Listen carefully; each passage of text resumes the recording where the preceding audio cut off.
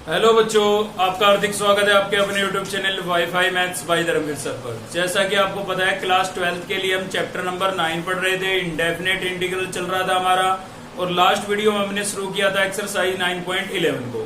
तो last video के अंदर आपको मैंने बताया था इस एक्सरसाइज के बेसिक के बारे में, मतलब आपको बताया गया था भाई कि इस एक्सरसाइज के क्वेश्चनों को आप कैसे आइडेंटिफाई करेंगे। देखिए, इंटीग्रेशन लगभग सभी को आ जाता है। अगर आपको ये पता लग जाए कि किस कंसेप्ट का क्वेश्चन है, क्या कंसेप्ट लगेगा इसके अंदर, तो आप इजीली सोल्व कर लेंगे, कोई बड़ी बात नहीं है, ठीक है ना। तो उसके लिए एग्जाम के अंदर आपको क्वेश्चन को आइडेंटिफाई करना में थोड़ी दिक्कत आती है। तो वही चीज हम हर एक्सरसाइज में डिस्कस करते हैं कि इस एक्सरसाइज के क्वेश्चनों को आप कैसे आइडेंटिफाई करेंगे। तो इससे पहले की वीडियो अगर आपने नहीं देखी है तो पहले वो देखें और उसके बाद इसको देखें, क्योंकि सीरियल वाइज वीडियो को देखेंगे तो कंसेप्ट क्लियर होता चलेगा। फिर भी मैं थोड़ा रिवाइज करा रहा हूं। मैंने आपको बताया था कि इस एक्सरसाइज के क्वेश्चनों के लिए क्या फॉर्मेट था आपका भाई। डेनोमिनेटर के अंदर x की डिग्री आपको कितनी मिलेगी, 4 मिलेगी, और प्लस या माइनस में यहाँ पर कोई कांस्टेंट होगा, बल्कि प्लस में ही होगा, ठीक है ना। और इंटू में यहाँ पर क्या होगा भाई, dx। और न्यूमिनेटर के अंदर आपको फॉर्मेट बनाना है। फॉर्मेट का मतलब ये है कि भाई न्यूमिनेटर के अंदर अगर आपको डेनोमिनेटर में x की डिग्री 4 नजर आ रही है, तो आपको न्यूमिनेटर के अंदर एक्स स्क्वायर के साथ प्लस या माइनस में कोई कांस्टेंट आपको जरूरत पड़ेगी। यानी कि आपका जो फॉर्मेट है वो इस टाइप का होना चाहिए, एक्स स्क्वायर प्लस 1 या माइनस 1 भी हो सकता था, ठीक है ना। मतलब न्यूमिनेटर के अंदर एक्स स्क्वायर के साथ प्लस या माइनस में कोई कांस्टेंट होना कंपलसरी है, तभी उसके अंदर हम अपने स्टेप लगा सकते हैं इस एक्सरसाइज के अंदर, जो हमने पिछली वीडियो में पढ़े थे, ठीक है। तो चलिए देखते हैं। लास्ट वीडियो में हमने क्वेश्चन नंबर 6 तक कंप्लीट कर लिया था। अगर इससे पहले की वीडियो नहीं देखी है तो उनका लिंक आपको इस वीडियो के डिस्क्रिप्शन में मिलेगा, आप जाकर के देख सकते हैं। तो चलिए भाई शुरू करते हैं क्वेश्चन नंबर 7 से।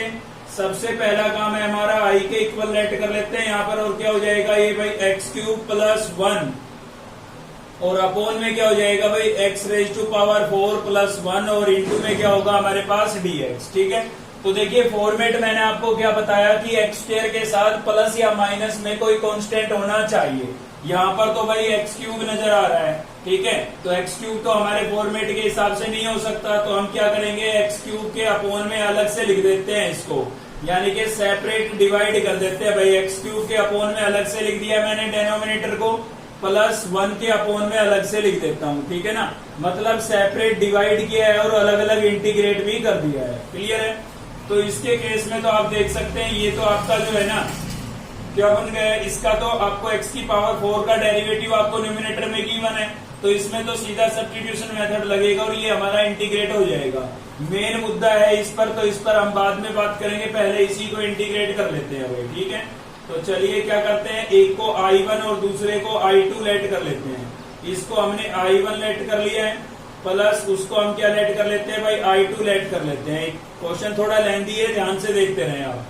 तो I1 को सोल्व करेंगे। पहले I1 क्या है हमारे पास भाई, I1 में है x cube upon x raise to power 4 plus 1 और इंटू dx। मैंने देख लिया भाई एक्स क्यूब जो होता है वो एक्स की पावर 4 का डेरिवेटिव होता है, यानी कि मुझे एक्स की पावर 4 को पुट करना पड़ेगा। साथ में 1 क्या है कांस्टेंट, तो हम पूरे को पुट कर देंगे। तो सब्स्टिट्यूशन के लिए, पुट करने के लिए मैंने एक्सरसाइज 9.1 में अच्छे से आपको सभी चीजें क्लियर करवाई। तो देखिए मैंने पुट कर दिया, इसको डेरिवेटिव करेंगे क्या होगा भाई, 4x क्यूब 1 का क्या हो जाएगा 0 और into dx equals to dt। तो ये तो हमारा क्या बन गया है dt, और इसको हम क्या लिख देंगे भाई, t लिख देंगे, ठीक है। तो न्यूमिनेटर तो सॉरी यहाँ पर 4 एक्स्ट्रा है, तो 4 मल्टीप्लाई हो रहा था, इधर आके क्या हो जाएगा डिवाइड, यानी कि ये तो आपका जिसको मैंने राउंड ऑफ किया है क्या बन गया है 1/4 dt, और इसको मैंने क्या पुट किया है भाई t। तो चलिए न्यूमिनेटर को मैंने लिख दिया है 1/4 dt और डेनोमिनेटर को मैंने पुट किया था t। अब यहाँ पर 1/4 हमारा कांस्टेंट है, उसको हम बाहर लिख सकते हैं, तो क्या बचेगा 1/t बचेगा, और 1/t का इंटीग्रेशन क्या होता है भाई, 1/t का होता है log ऑफ t, ठीक है ना। तो 1/4 log ऑफ क्या हो जाएगा भाई t, और प्लस में क्या लिखेंगे c1, ठीक है। I1 सोल्व कर रहे हैं ना हम, तो 1/4 log ऑफ t, t की वैल्यू क्या आपके पास, t की वैल्यू थी आपकी x raise to power 4 plus 1, तो इसको हम लिख देते हैं x raise to power 4 plus 1, और प्लस में क्या हो गया आपका c1। ये हमने I1 सोल्व किया है भाई, ठीक है। तो ये तो मेन, ये चीज तो आप पहले भी पढ़ चुके थे। मेन मुद्दा तो किसका है, I2 का है, I2 पे ही हमें ध्यान देना है, ठीक है।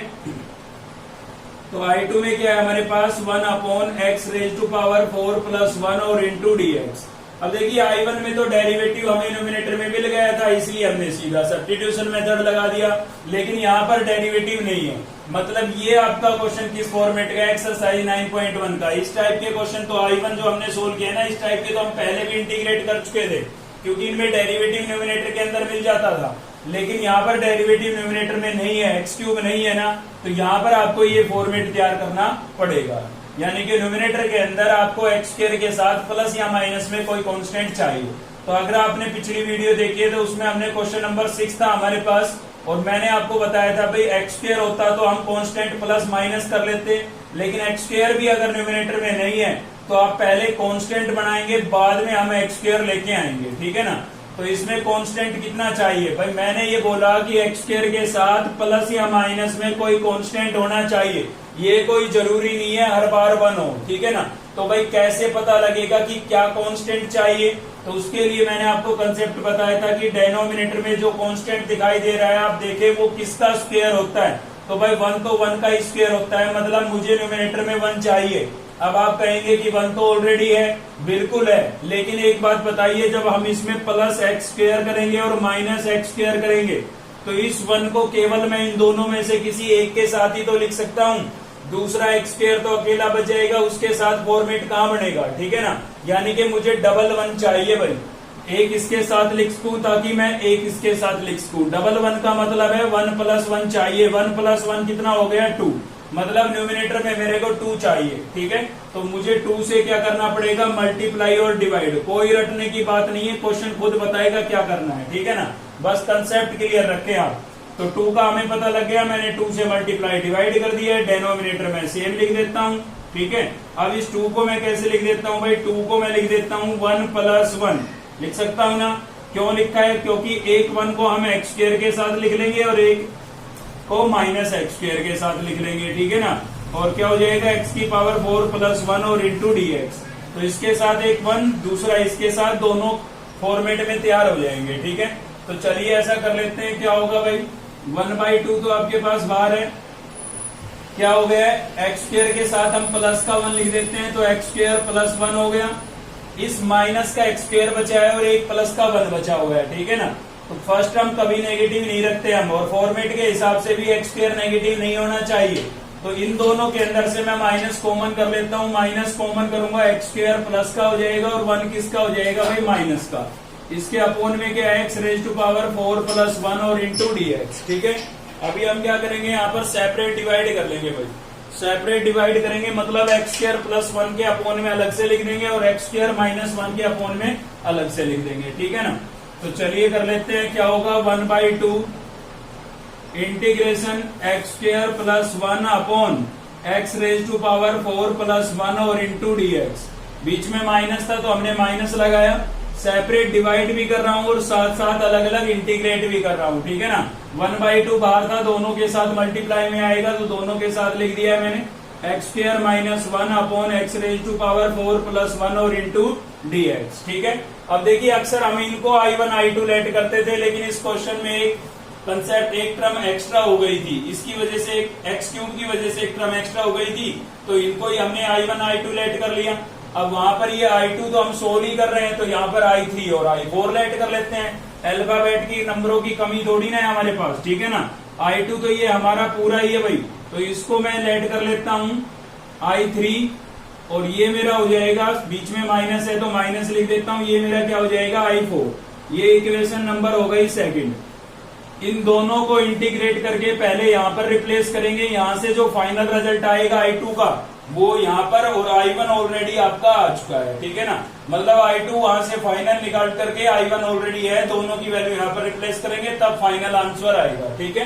तो चलिए I3 को सोल्व कर लेते हैं भाई। I3 में क्या है हमारे पास, I3 हमारा 1/2 इंटीग्रेशन x² + 1 अपॉन x⁴ + 1 और इंटू में क्या है भाई dx, ठीक है। तो फॉर्मेट तैयार है। फॉर्मेट तैयार होने के बाद आपके पास जो स्टेप थे वो आपने अगर पिछली वीडियो देखी है तभी बात समझ में आएगी भाई, ठीक है ना। तो क्या स्टेप थे हमारे, x² से करते थे डिवाइड, तो x² को x² से डिवाइड करेंगे, 1 + 1 को x² से डिवाइड करेंगे भाई 1 अपॉन x², x की पावर 4 को x² से डिवाइड करेंगे x² और 1 को डिवाइड करेंगे 1 अपॉन x², ठीक है, और इंटू में क्या हो जाएगा भाई dx। अब यहाँ पर आपको क्या करना है, कंप्लीट स्क्वायर बनाना है, वो भी इससे अपोजिट साइन का। यहाँ प्लस है तो माइनस का बनाएंगे, माइनस होता तो प्लस का होल स्क्वायर बनाएंगे। ठीक है, तो उसके लिए आपको क्या करना पड़ेगा, यहाँ पर कुछ ऐड और सब्ट्रैक्ट करना पड़ेगा कोई कांस्टेंट। ठीक है ना, ये आप याद रखें, आई किसके इक्वल था, I1 प्लस I2। ठीक है भाई, बाद में इनकी वैल्यू रिप्लेस करेंगे ना। I1 का रिजल्ट नहीं मिटा रहा हूं मैं, I1 आपका लिखा हुआ है साफ यहाँ पर, उसको थोड़ा सोल्व कर लेते हैं इधर।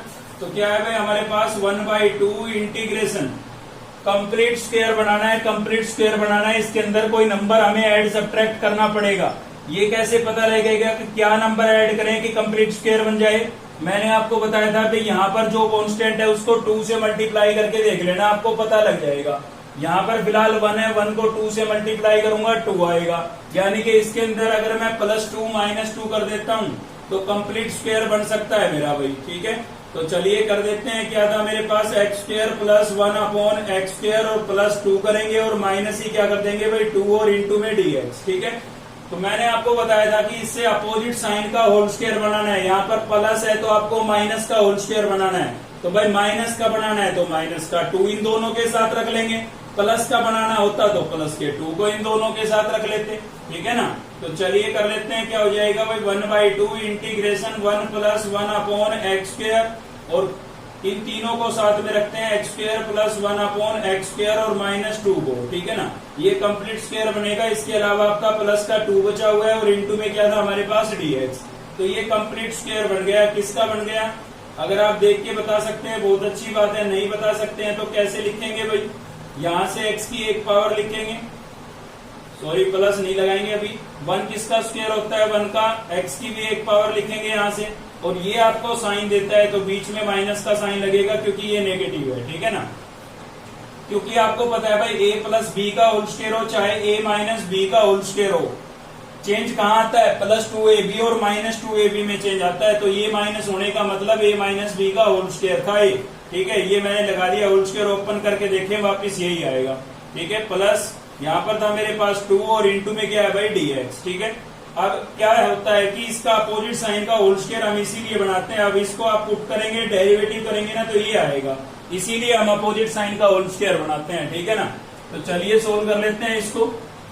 क्या होगा यहाँ पर भाई, पुट कर देते हैं इसको, हम पुट कर रहे हैं x - 1/x को क्या पुट कर रहे हैं भाई t।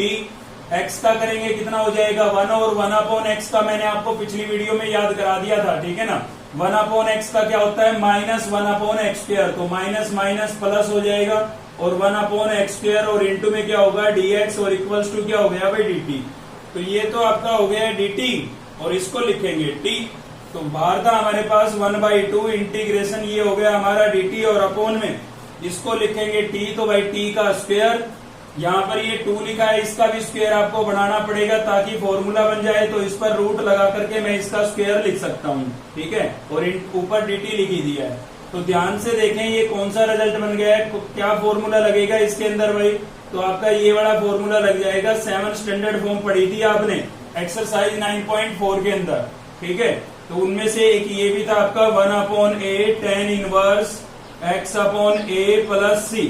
ठीक है, तो यहाँ पर आप कंपेयर करके देखिए 1/2 तो आपके पास पहले से ही था, 1/2 लिख दिया है मैंने।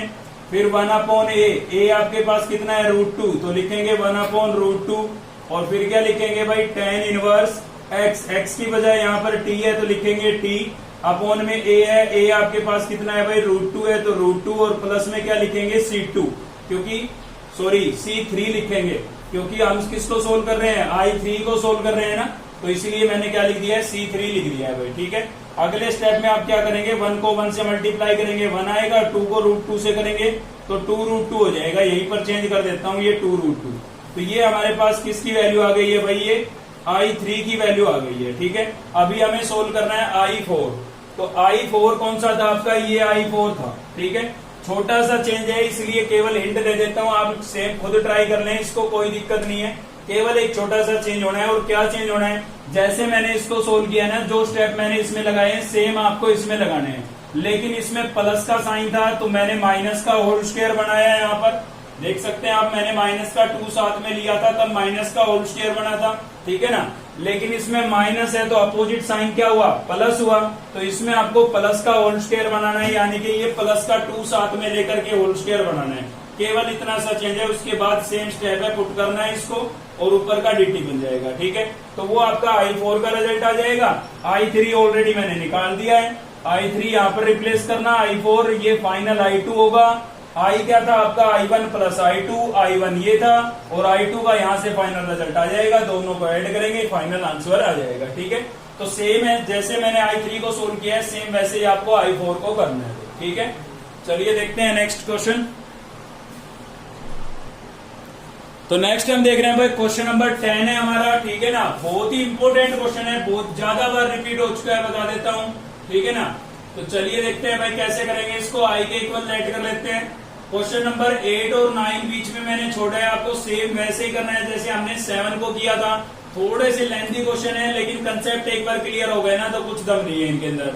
तो डी थीटा अपॉन में क्या है भाई, sine raise to power 4 theta plus cos raise to power 4 theta. ये तो याद कीजिए, हर टाइप के क्वेश्चन के लिए मैंने आपको बता रखा है कि इस टाइप का फॉर्मेट हो तो आप क्या करेंगे भाई, dx अपॉन में sine x into cos x. और इस टाइप का फॉर्मेट हो, 3 टाइप होती है साइन कोस में। ठीक है ना, तो sine x plus minus cos x. ठीक है, और एक इस टाइप का क्वेश्चन हो, तीनों ही साइन और कोस में ही है, लेकिन तीनों में फर्क है, तीनों को सोल्व करने का तरीका अलग अलग है। ठीक है भाई, तो अगर इनटू में हो तो मैंने आपको बताया था कि दोनों की पावर को ऐड कर लेना और कोस की उतनी पावर से क्या कर देंगे, डिवाइड। अगर दोनों के बीच में प्लस या माइनस का साइन है तो आपको क्या करना है, यहाँ पर मैंने पिछली एक्सरसाइज में आपको बताया था 9.10 का कंसेप्ट लगा सकते हैं आप। इसके अंदर साइन को आप लिख देंगे 2 sin x by 2 और cos x by 2, और कोस को क्या लिख देंगे, cos square x by 2 minus sine square x by 2। ठीक है, तो वो 9.10 में पढ़ चुके हैं, ज्यादा बताने की आवश्यकता नहीं है। ये आपका आ गया है। तो मैंने बताया था भाई यहाँ पर जरूरी नहीं है 2 पावर हो, इवन पावर होगी तब भी आपको यही वाला कंसेप्ट लगाना है, चाहे वो 2 हो, 4 हो, 6 हो। ठीक है ना, पावर इवन होनी चाहिए बस। तो इनमें दोनों में आपको फर्क नजर आ रहा होगा, यहाँ पर डिग्री 1 है और यहाँ पर डिग्री क्या होगी, एक इवन नंबर होगी। अगर इवन नंबर है तो आपको केवल जितनी कोस की पावर है उतनी से ही आपको क्या कर देना है, डिवाइड कर देना है न्यूमिनेटर और डेनोमिनेटर में। ठीक है, तो देखिए आपका क्वेश्चन इसी टाइप का है, बीच में प्लस या माइनस का कोई भी साइन हो सकता है, पावर इनकी कैसी होगी, इवन होगी। ठीक है, तो आपको क्या करना है, कोस की जितनी पावर है उतनी से ही क्या कर देना है, डिवाइड कर देना है भाई। तो कोस की कितनी पावर है, 4 पावर है, तो कोस की पावर 4 से हम क्या कर देंगे, डिवाइड कर देंगे। न्यूमिनेटर में कुछ नहीं है, 1 तो लिख सकता हूं मैं। ठीक है, तो 1 के अपॉन में क्या लिख देंगे भाई, cos raise to power 4, divide कर दिया है मैंने। यहाँ पर भी क्या होगा, sine raise to power 4 theta upon cos raise to power 4 theta, plus यहाँ पर भी क्या होगा भाई, कोस 4 थीटा अपॉन, सॉरी हाँ बिल्कुल ठीक है, कोस 4 थीटा और इंटू में क्या हो जाएगा, डी थीटा। तो मैंने क्या किया है, कोस 4 से, कोस की पावर 4 थीटा से मैंने न्यूमिनेटर और डेनोमिनेटर दोनों को डिवाइड कर दिया है भाई। अब 1 अपॉन कोस क्या होता है, सेक होता है, इसकी पावर 4 थी तो मैंने 4 लिख दिया। ठीक है ना, यहाँ पर कोस 4 से कोस 4 क्या हो गया आपका, कैंसिल हो गया। साइन अपॉन कोस क्या होता है भाई, tan होता है, तो मैंने tan लिख दिया। 4 पावर 3 दोनों की, तो tan की भी 4 लिख दिया। और प्लस में क्या बचा है 1 और इंटू में क्या बचा है भाई, डी थीटा। ठीक है, अब अगला क्या होगा, थोड़ा सा ध्यान से देखते रहे, काम होता चलेगा, कोई रटने वाली बात नहीं है। यहाँ हमें दिख रहा है tan, ऊपर दिख रहा है sec, तो भाई याद आया भाई tan का डेरिवेटिव तो होता है, क्या होता है, sec स्क्वायर। ठीक है, तो sec स्क्वायर आपको यहाँ से बनाना है। कैसे बनाए भाई, sec की पावर 4 है। ठीक है, तो आपको 2 बनानी है। कैसे बनाए 2, इसको मैं ऐसे लिख सकता हूँ, secant square theta into secant square theta. ठीक है, लिख सकता हूँ। और अपॉन में क्या है मेरे पास भाई, tan raise to power 4 theta plus 1 और इंटू में क्या है भाई, डी थीटा। लेकिन समस्या क्या है, अभी tan को हम पुट करेंगे तो tan का डेरिवेटिव sec स्क्वायर होगा, लेकिन यहाँ पर तो डबल है, एक सिंगल ही तो होगा, ये हो जाएगा मान लो, तो ये तो एक्स्ट्रा हो गया ना। जो एक्स्ट्रा हो गया उसको वापस आपको tan में कन्वर्ट कर देना है, क्योंकि आप पुट क्या कर रहे हैं, tan। तो डेरिवेटिव को छोड़ करके बाकी पूरी टर्म उसी फॉर्मेट में होनी चाहिए जिसमें आप पुट कर रहे हैं, उसी टर्म में होनी चाहिए। ठीक है ना, तो इस sec को हम क्या करते हैं, वापिस tan में कन्वर्ट कर देते हैं। कैसे भाई, तो ये हो जाएगा आपका 1 plus tan square theta. 10th class का फॉर्मूला आपने पढ़ा है। sec स्क्वायर को हम क्या लिख सकते हैं भाई, 1 प्लस tan स्क्वायर थीटा लिख सकते हैं, और इंटू में क्या है, sec स्क्वायर थीटा, और अपॉन में क्या है भाई, tan raise to power 4 theta और प्लस में क्या है 1 और इंटू में क्या लिखेंगे डी थीटा। ठीक है, अब आप पुट कर सकते हैं क्योंकि डेरिवेटिव आपके पास है और बाकी पूरी टर्म किसमें है tan में। तो चलिए पुट कर देते हैं भाई, पुट कर रहे हैं किसको tan थीटा को, क्या पुट कर देते हैं t पुट कर देते हैं। तो डेरिवेटिव करेंगे tan का क्या हो जाएगा sec square theta into d theta equals to क्या हो गया भाई dt। ठीक है, तो ये तो आपका क्या बन गया है dt बन गया है और जहां भी tan दिख रहा है वहां पर हम क्या लिख देंगे भाई t लिख देंगे। तो चलिए लिख देते हैं, यहाँ पर t लिखूंगा तो क्या हो जाएगा 1 प्लस टी स्क्वायर, यहाँ पर t लिखूंगा तो t की पावर कितनी हो जाएगी 4 प्लस 1, और जिसको मैंने राउंड ऑफ किया है वो पूरा मेरा क्या बन गया है dt बन गया है। ठीक है, तो इसको मैं 1 प्लस टी स्क्वायर की बजाय टी स्क्वायर प्लस 1 भी तो लिख सकता हूँ, और अपॉन में क्या है भाई t की पावर 4 प्लस 1 और इंटू में क्या है dt। अब याद कीजिए फॉर्मेट आपका बन गया भाई t की पावर 4 है तो ऊपर फॉर्मेट तैयार है, बट वेरिएबल चेंज होने से कंसेप्ट चेंज नहीं होता है। अगर x में होता तब भी वैसे ही सोल्व करते, t में है तब भी वैसे ही सोल्व करेंगे। तो यहाँ पर देखिए x में होता तो एक्स स्क्वायर प्लस माइनस में कांस्टेंट बोलता था मैं, क्वेश्चन t में है तो टी स्क्वायर के साथ प्लस में आपको कांस्टेंट दिख रहा है, मतलब फॉर्मेट तैयार है। फॉर्मेट तैयार है तो आप अगला स्टेप क्या होगा, जब क्वेश्चन x में था तो हम एक्स स्क्वायर से डिवाइड करते थे, अब क्वेश्चन t में है तो हम टी स्क्वायर से डिवाइड करेंगे। तो टी स्क्वायर को टी स्क्वायर से डिवाइड करेंगे 1 को टी स्क्वायर से डिवाइड करेंगे भाई 1 अपॉन टी स्क्वायर, यहाँ पर टी स्क्वायर से डिवाइड करेंगे तो टी स्क्वायर बचेगा प्लस 1 अपॉन टी स्क्वायर और इनटू में क्या हो गया भाई dt। ठीक है, आगे क्या करना है आपको, यहाँ पर कंप्लीट स्क्वायर बनाना है, वो भी इससे अपोजिट साइन का। तो उसके लिए आपको यहाँ पर कोई कांस्टेंट ऐड और सब्ट्रैक्ट करना पड़ेगा। ठीक है, मैं यहीं पर कर देता हूँ। कैसे पता लगता है कांस्टेंट का, यहाँ पर जो नंबर है उसको आपको 2 से मल्टीप्लाई कर लेना है बस। यहाँ पर है 1 को 2 से मल्टीप्लाई करेंगे 2, तो इसमें क्या कर देंगे भाई प्लस 2 और माइनस 2। ये पता करने का तरीका है कि क्या कांस्टेंट मैं इसमें ऐड करूं कि होल स्क्वायर बने। मैक्सिमम केस के अंदर 2 होता है लेकिन सभी में 2 नहीं होगा, इसलिए मैंने आपको बताया यहाँ पर जो नंबर हो उसको 2 से मल्टीप्लाई करके देख लेना, जो आए वही आपको इसमें ऐड और सब्ट्रैक्ट करना है। ठीक है, यहाँ पर प्लस का साइन है तो माइनस का होल स्क्वायर बनाना है, और माइनस का होल स्क्वायर बनाना है तो माइनस का 2 हम इनके साथ रखेंगे। ठीक है, तो चलिए लिख देता हूं मैं, न्यूमिनेटर में था मेरे पास 1 प्लस 1 अपॉन टी स्क्वायर, और यहाँ पर है भाई T square plus 1 upon T square, और इसके साथ मैं क्या लिख देता हूँ माइनस का 2 लिख देता हूँ भाई। ठीक है, और प्लस का 2 आपका यहीं पर है और इंटू में क्या लिखेंगे dt। तो ये आपका क्या है होल स्क्वायर बन जाएगा। तो चलिए देखते हैं किसका होल स्क्वायर बनेगा। न्यूमिनेटर के अंदर था 1 प्लस 1 अपॉन टी स्क्वायर। ठीक है, और ये किसका होल स्क्वायर बनेगा, t की एक पावर लिखें आप। 1 किसका स्क्वायर होता है 1 का, t की यहाँ पर भी एक पावर, और 2 का साइन देखें 2 कैसा था माइनस का, तो यहाँ पर माइनस लगा देंगे और इसका होल स्क्वायर और प्लस में 2 था और इंटू में क्या हो जाएगा dt। ठीक है, तो अपोजिट साइन का होल स्क्वायर इसीलिए बनाते हैं ताकि इसका डेरिवेटिव यहाँ पर पुट करना है। ठीक है ना, अब t की टर्म को वापस t तो पुट नहीं कर सकते तो कोई और वेरिएबल पुट कर लें, आप z कर ले या x कर ले, क्योंकि x क्वेश्चन में कभी आया नहीं अब तक, इस क्वेश्चन में x नहीं आया ना तो x भी कर सकते हैं आप। ठीक है ना, तो चलिए मैं z कर देता हूँ। तो भाई पुट कर देते हैं t माइनस 1 अपॉन टी को क्या पुट कर देते हैं z पुट कर देते हैं भाई। ठीक है, डेरिवेटिव करेंगे तो t का t के रेस्पेक्ट में 1, और t 1 अपॉन टी का क्या होगा, जैसे 1 अपॉन एक्स का क्या होता था माइनस 1 अपॉन एक्स स्क्वायर, तो t का क्या होगा 1 अपॉन टी का माइनस 1 अपॉन टी स्क्वायर, तो माइनस माइनस प्लस हो जाएगा और क्या हो जाएगा भाई 1 अपॉन टी स्क्वायर, और इंटू में क्या होगा dt, और इक्वल्स टू क्या होगा भाई dz। तो आप देख सकते हैं ये आपका पूरा क्या बन गया है dz, और यहाँ पर हम क्या लिख देंगे z लिख देंगे। ठीक है, तो न्यूमिनेटर जो है हमारा वो पूरा क्या बन गया है भाई dz बन गया है। ठीक है, और इसको लिखेंगे z, तो इसका स्क्वायर था तो z का स्क्वायर, और z का स्क्वायर है तो 2 का भी स्क्वायर हमें बनाना पड़ेगा, तो इस पर रूट लगा करके मैं स्क्वायर बना सकता हूँ। ठीक है, ध्यान से देखिए एक फॉर्मूला आपका तैयार हो गया है जो एक्सरसाइज 9.4 के अंदर आपने पढ़े थे, उनमें से एक कौन सा वाला tan इनवर्स का बन गया है भाई।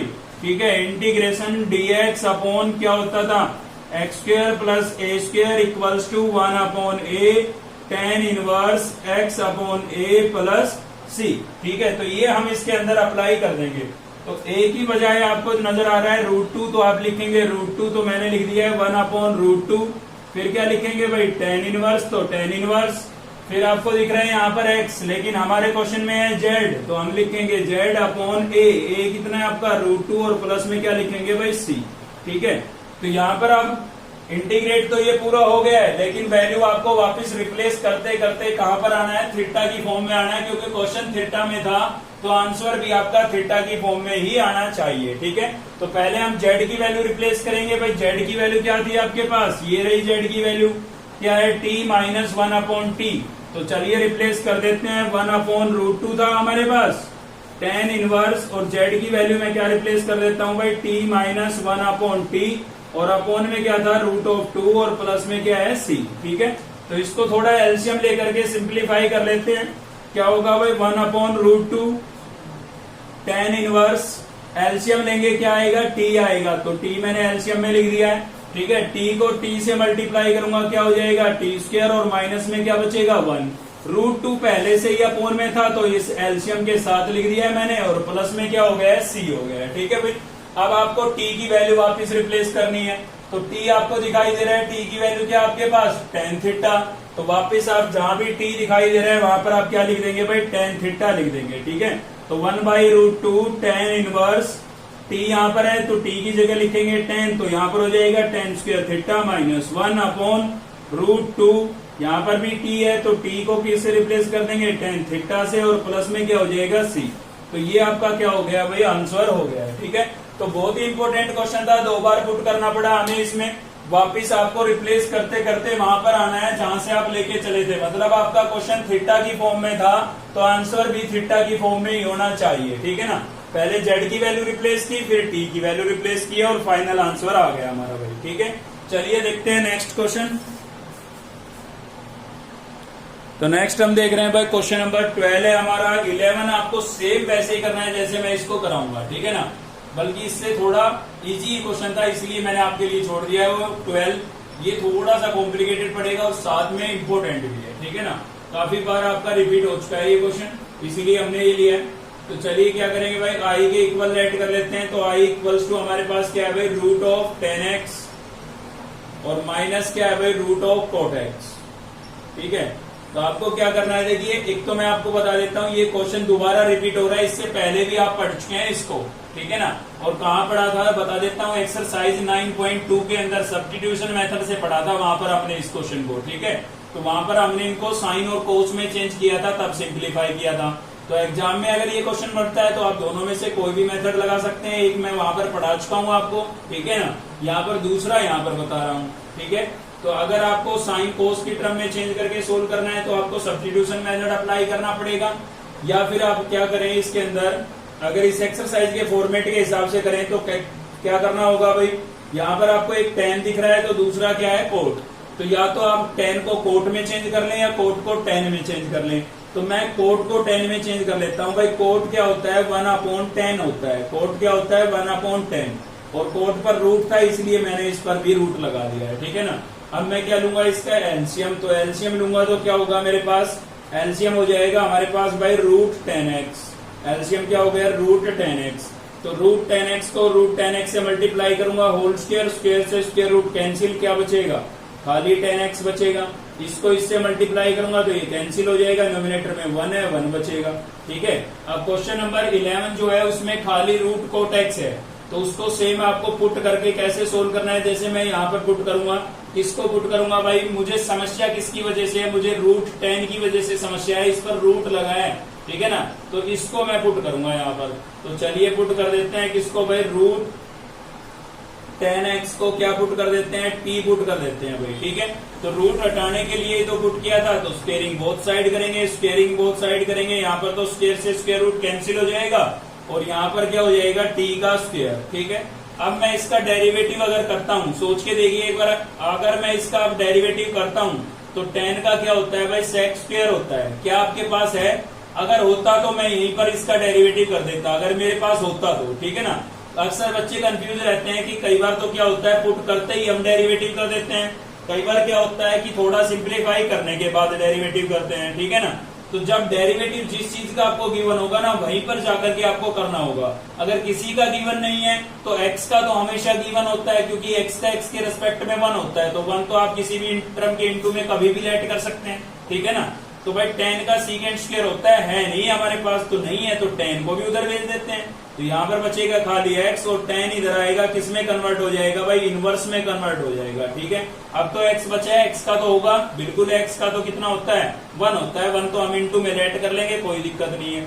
तो चलिए डेरिवेटिव कर देते हैं, x का क्या हो जाएगा 1 इंटू में dx इक्वल्स टू tan।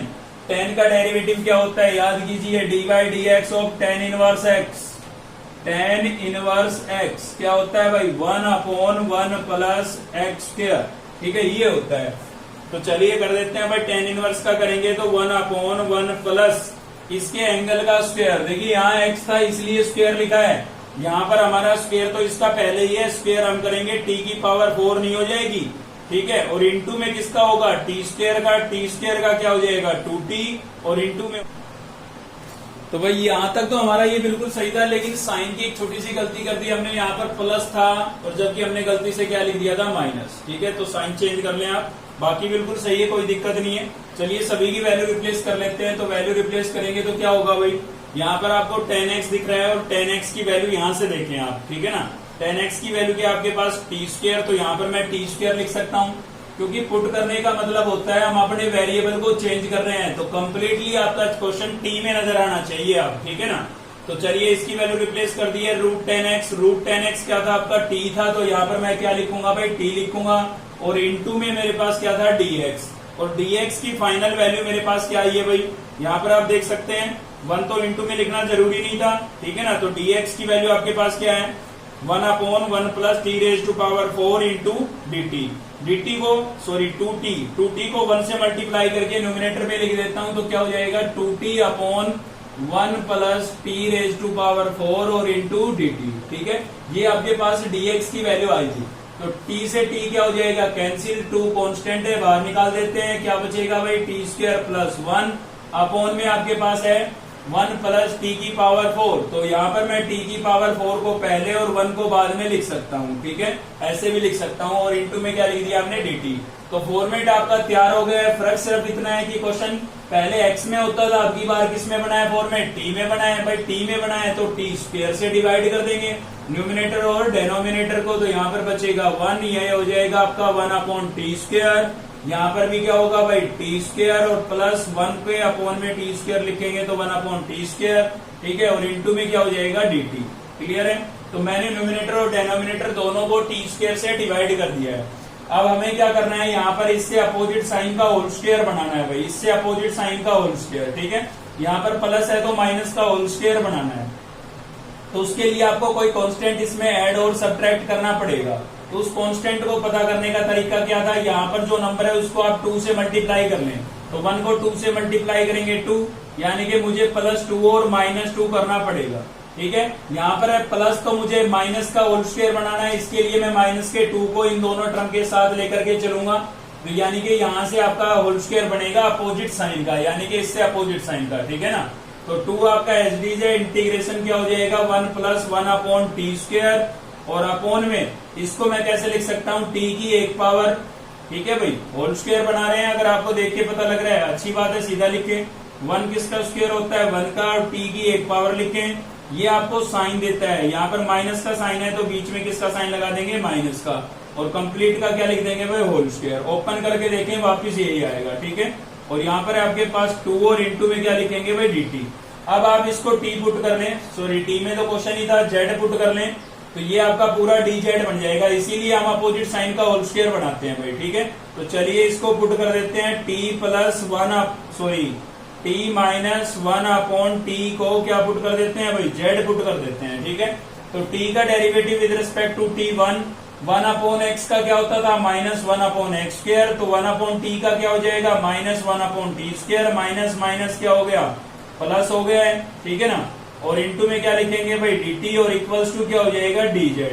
तो ये तो आपका dz बन गया, और इसको हम क्या लिख देंगे z लिख देंगे। चलिए लिख देते हैं, तो क्या होगा 2 हमारे पास ऑलरेडी बाहर था, न्यूमिनेटर आपका dz हो गया है। ठीक है, इसको हम लिखेंगे z, तो z का क्या होगा स्क्वायर होगा, क्योंकि इसका होल स्क्वायर था, और 2 का भी स्क्वायर हमें लिखना पड़ेगा, तभी तो हमारा कोई फॉर्मूला बनेगा।